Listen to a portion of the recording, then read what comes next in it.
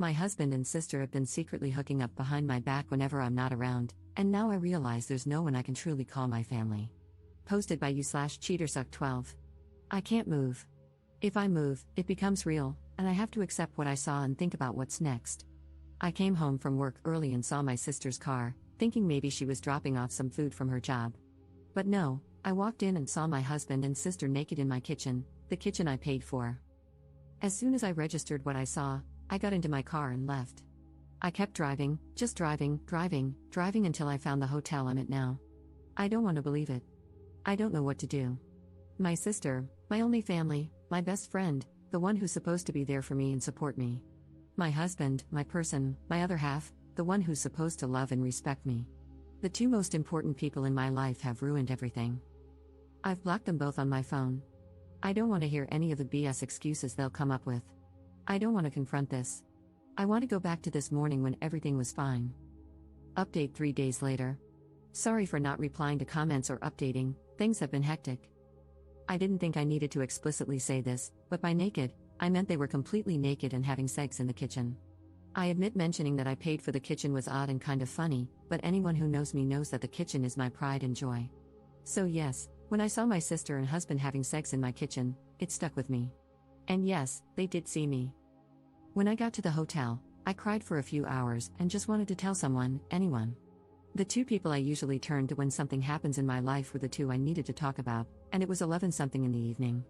I didn't want to disrupt my friends' evenings or burden them. So instead, I came to Reddit, thinking not many people would see it.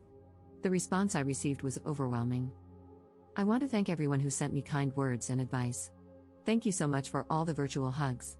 I know I only commented once, it's because I had so much to think about and do. I truly appreciate all the love and support. There was so much amazing advice in the comments, though a lot of it was American-based. Regardless, I still appreciate it. One recurring piece of advice was to unblock them and keep the texts and calls as evidence, so I did that. After posting and having another good cry, I realized I needed to get my crap together. I didn't have my sister or any family to help, so I had to do it myself. I started researching my next steps. In the morning, my friend called, saying my sister had contacted her to see if I'd been in touch. I told her what happened, and she very kindly offered me her spare room and took her day off work to help me sort things out. I called in sick at my job, and with her help, I began making progress. I reached out to a friend who works at a bank, and she helped me start sorting out my finances. My friend also found me a lawyer to consult. After my phone consultation with the lawyer, I was so overwhelmed. Now I understand why so many women don't divorce their cheating husbands. It's such a lengthy, expensive, and emotionally draining process.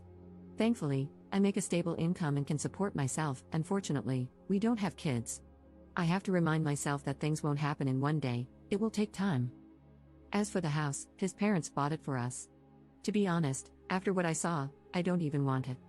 I will try to get reimbursed for my beloved kitchen, otherwise, it can burn for all I care. This whole situation has been incredibly draining, but I knew I had to talk to them. There's no coming back for my husband, and when I checked his messages, they said exactly what I expected. I'm sorry. It's not what it looks like. We didn't mean for it to happen. Please come home. I love you, and so on, just absolute BS. A small part of me thought maybe I could forgive my sister since we only have each other. But after reading her messages, all hope was lost. She used the same excuses our father used when he cheated on our mother and abused us, and she echoed the same things our mother would say when excusing his behavior and abusing us herself. I spoke to her this morning and asked her to tell me straight up, who, what, where, when, and why. She told me that back in July, when I went on a girls' trip, she was at our house and joked to my husband that I'd cheat on him during the trip because that's what always happens. He said no, and they joked about it, but then she suggested he get even with me. That led to them having sex. Once turned into 2 or 3 times, and then it happened whenever they could manage it. There was never any evidence or sign that I was going to, or even thinking about, cheating. I told her we were done and there's nothing she can do to repair this. Later, I got a call from an unknown number. It was my mother, who I haven't spoken to in 7 years.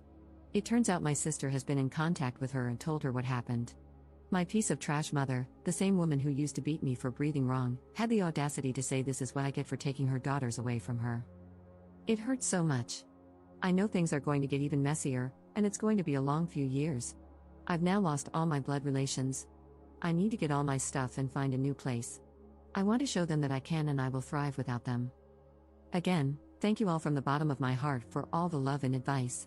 To all the people in the comments who can relate to my situation, I'm so sorry. Second update 10 months later. I actually forgot about this account until recently, and when I logged back in, I saw so many people still commenting, messaging me, and checking up on me. To those people, thank you for your kindness. Since so many of you are still asking for an update, and because I've already shared such a big part of my life, I may as well give a small update. Back in October, my life was in chaos, but I was determined to soldier through it and show them that I can make it without them and succeed. I had to meet with my ex to talk about the house. He eventually gave up, and we decided to sell it. I was reimbursed for my beloved kitchen. At first, my sister would show up at my job and my friend's house, but once I told her I would get the police involved, she stopped. I haven't seen her since February. I did hear from my pathetic excuse of a mother again, but that was also shut down, and I have not heard from her since the end of last year. I'm from NZ, so my ex and I have to be living separately for 2 years before we can divorce. Although I want nothing to do with him, I'm not too fussed. 1 year is almost done. I started therapy, which has been healing. I wish I had gone earlier. I have moved into my apartment and was promoted at work. I've also gone on 2 girls' trips and had some extra fun this time, as I was a single woman. And I've just started seeing someone. He has been very kind. Thank you all again for your kindness. I hope this is the update you were waiting for. Third update 18 months later. Hello, it's been a while. I still get messages and notifications asking for an update, so this will be my last one. I am officially divorced. It took a while, but I got there, and my ex-husband had 2 years to accept it and not fight it. I've got my own house, a nice kitchen, a cute, mature man on my arm, friends who treat me like a sister should, and a job that respects me. I'm happy and couldn't care less where my biological family is or what they're doing. I am enjoying the wonderful summer we're having in NZ and living my life. Thank you all for the support. Wish you all the best.